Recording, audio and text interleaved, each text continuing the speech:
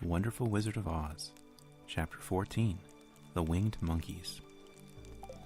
You will remember there was no road, not even a pathway, between the castle of the Wicked Witch and the Emerald City.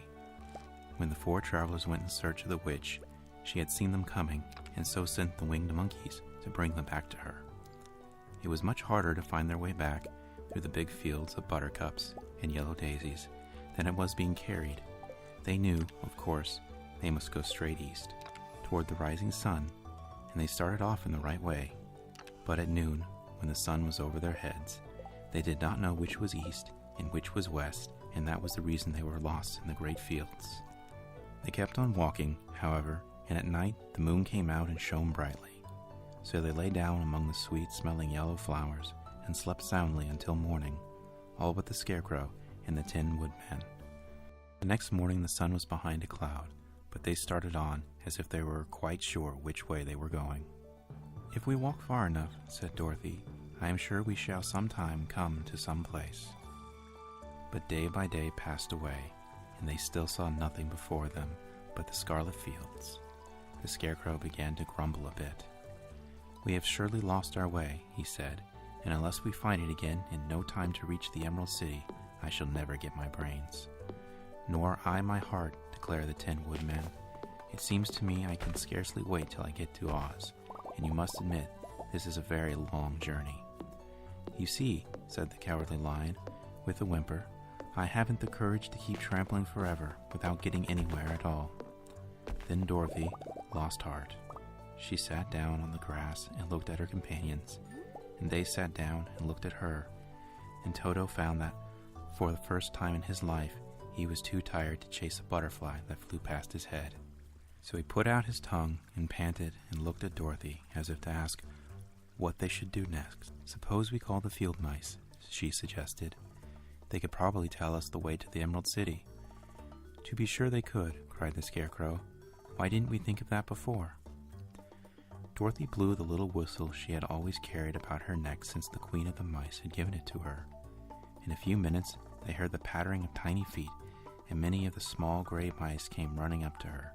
Among them was the Queen herself, who asked, in her squeaky little voice, "What can I do for my friends?" "We have lost our way," said Dorothy. "Can you tell us where the Emerald City is?" "Certainly," answered the Queen, "but it is a great way off, for you have had it at your backs all this time." Then she noticed Dorothy's golden cap and said, "Why don't you use the charm of the cap and call the winged monkeys to you? They will carry you to the city of Oz in less than an hour." "I didn't know there was a charm," answered Dorothy in surprise. "What is it?" "It is written inside the golden cap," replied the Queen of the Mice. "But if you're going to call the winged monkeys, we must run away, for they are full of mischief and think it great fun to plague us." "Won't they hurt me?" asked the girl anxiously. "Oh, no. They must obey the wearer of the cap. Goodbye," and she scampered out of sight, with all the mice hurrying after her. Dorothy looked inside the golden cap and saw some words written upon the lining. These, she thought, must be the charm, so she read the directions carefully and put the cap upon her head. "Eep, pay, pep, pay, cock, kay," she said, standing on her left foot. "What did you say?" asked the Scarecrow, who did not know what she was doing. "Hill-lo, hole-lo, hell-lo," Dorothy went on, standing this time on her right foot. "Hello," replied the Tin Woodman calmly. "Ziz-zee, zuz-zee, zeek," said Dorothy, who was now standing on both feet. This ended the saying of the charm, and they heard a great chattering and flapping of wings as the band of winged monkeys flew upon them. The king bowed low before Dorothy and asked, "What is your command?" "We wish to go to the Emerald City," said the child, "and we have lost our way." "We will carry you," replied the king, and no sooner had he spoken than two of the monkeys caught Dorothy in their arms and flew away with her.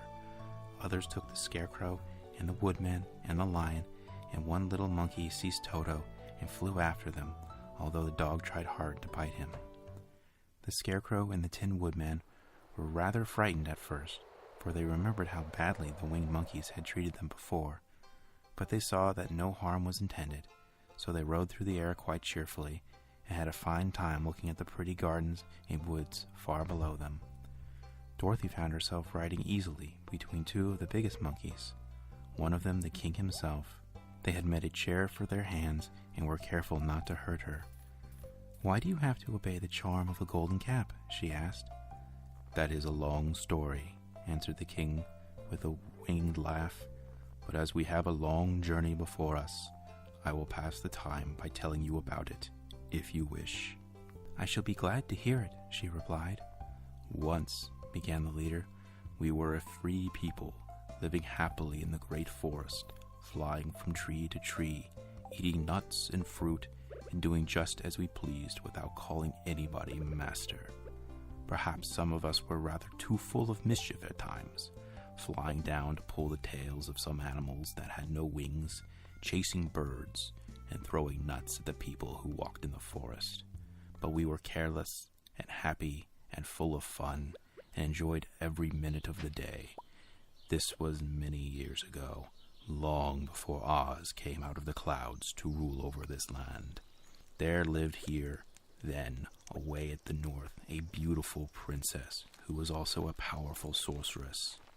All her magic was used to help the people, and she was never known to hurt anyone who was good. Her name was Gayleti, and she lived in a handsome palace built from great blocks of ruby.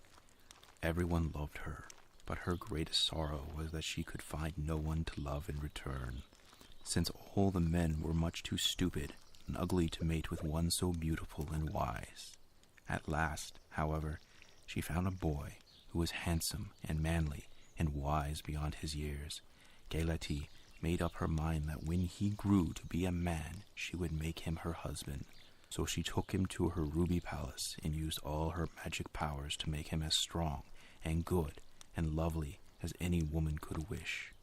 When he grew to manhood, Quelala, as he was called, was said to be the best and wisest man in all the land, while his manly beauty was so great that Gayleta loved him dearly and hastened to make everything ready for the wedding. My grandfather was at the time the king of the winged monkeys, which lived in the forest near Gayleta's palace, and the old fellow loved a joke better than a good dinner. One day, just before the wedding, my grandfather was flying out with his band when he saw Quelala walking beside the river. He was dressed in a rich costume of pink silk and purple velvet, and my grandfather thought he would see what he could do. At his word, the band flew down and seized Quelala, carried him in their arms till they were over the middle of the river, and then dropped him into the water. "Swim out, my fine fellow," cried my grandfather, "and see if the water has spotted your clothes. 1, 2, 3. Quelala was much too wise not to swim, and he was not in the least spoiled by all his good fortune. He laughed when he came to the top of the water and swam into shore. But when Gayleta came running out to him, she found his silks and velvet all ruined by the river. The princess was angry, and she knew, of course, who did it. She had all the winged monkeys brought before her, and she said at first their wings should be tied, and they should be treated as they had treated Quelala, and dropped in the river. But my grandfather pleaded hard, for he knew the monkeys would drown in the river with their wings tied, and Quelala said a kind word for them also, so that Gaylete finally spared them, on condition that the winged monkeys should ever after do 3 times the bidding of the owner of the golden cap. This cap had been made for a wedding present to Quelala, and it is said to have cost the princess half her kingdom. Of course, my grandfather and all the other monkeys at once agreed to the condition. That is how it happens that we are 3 times the slaves of the owner of the golden cap, whosoever he may be."